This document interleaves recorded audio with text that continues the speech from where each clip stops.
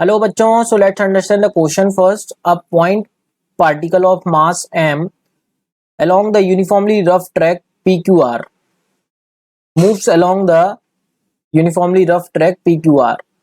The coefficient of friction between the particle and rough track is mu. Particle is released from rest from the point P. इस point से release कर दिया. It comes to rest at point R. मतलब इस point पर उसकी speed 0 है और P point से release किया तो इस point पर speed 0 है. The energy lost by the ball over the parts PQ and QR is same, and no energy lost when the direction is changed during the path PQ to QR. The values of coefficient of friction mu and distance x QR is being asked. Okay. So बच्चों सबसे पहले तो हम इस मास का free body diagram बनाते हैं.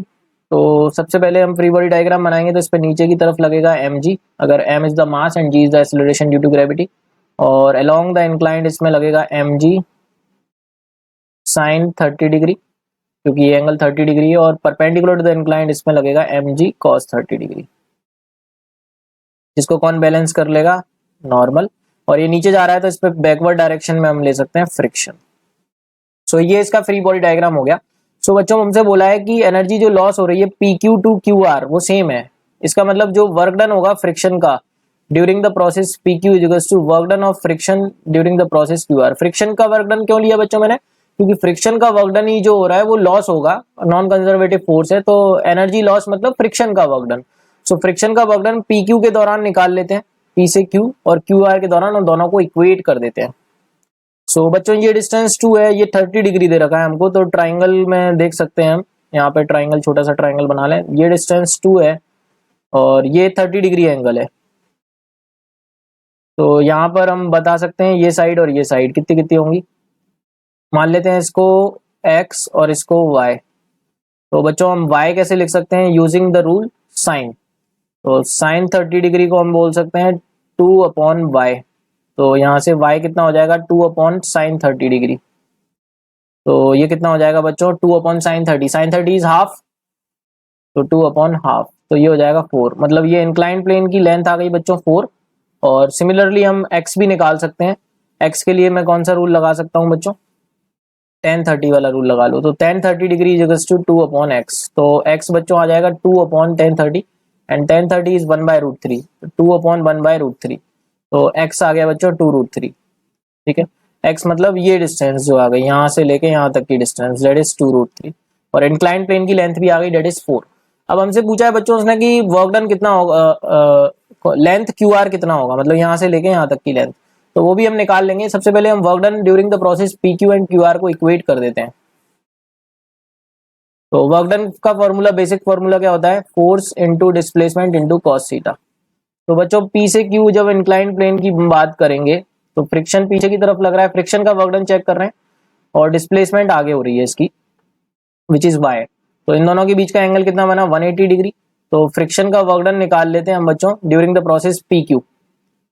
तो कितना हो जाएगा? फ्रिक्शन फोर्स की वैल्यू, फ्रिक्शन फोर्स होता है बच्चों mu into normal into displacement कितनी हो जाएगी? y इंटू कॉस 180 डिग्री, क्योंकि एंगल 180 है. तो ये हो जाएगा minus mu into normal into Y.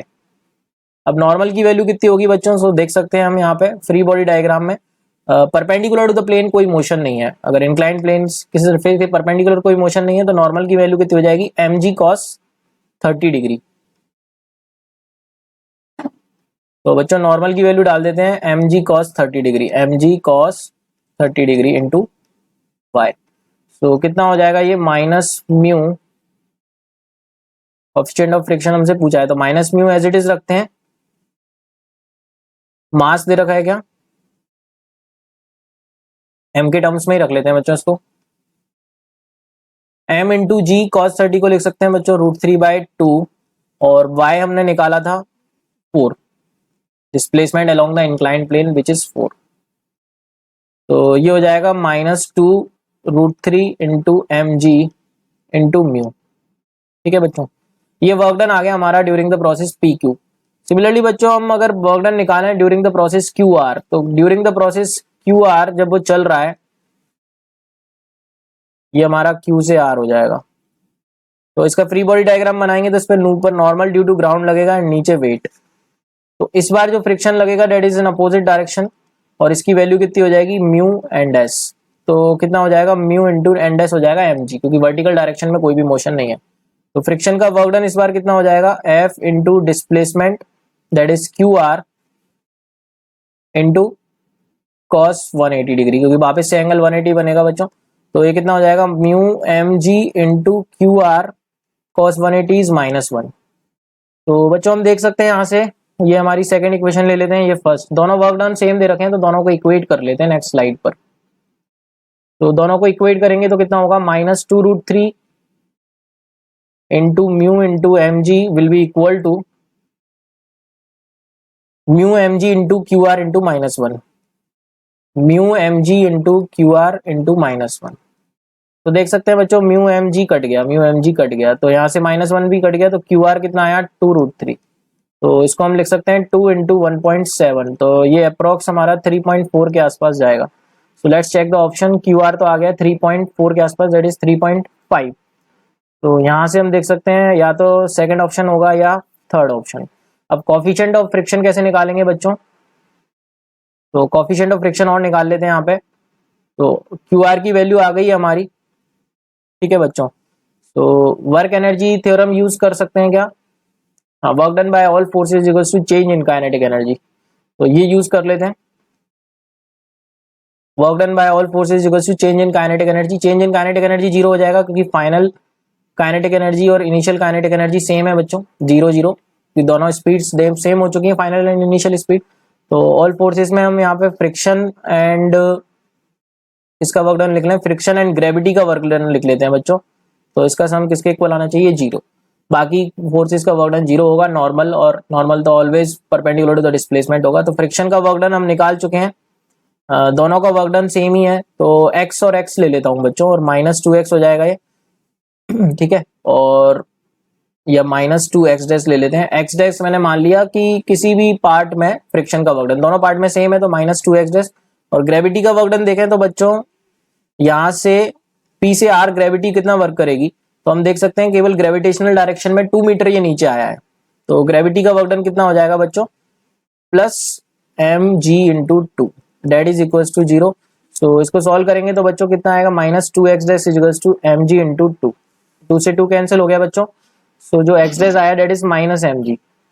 इसका मतलब जो भी वर्क डन होगा बच्चों फ्रिक्शन का, माइनस कट गया है बच्चों, माइनस कट गया है, तो मैग्नीट्यूड वाइज अगर बच्चों हम फ्रिक्शन का वर्क डन बात करें तो वो mg के इक्वल आएगा, यानी कि जो हमारा वर्क डन आया था 2√3 mg म्यू, उसकी वैल्यू कितनी है बच्चों, mg के इक्वल।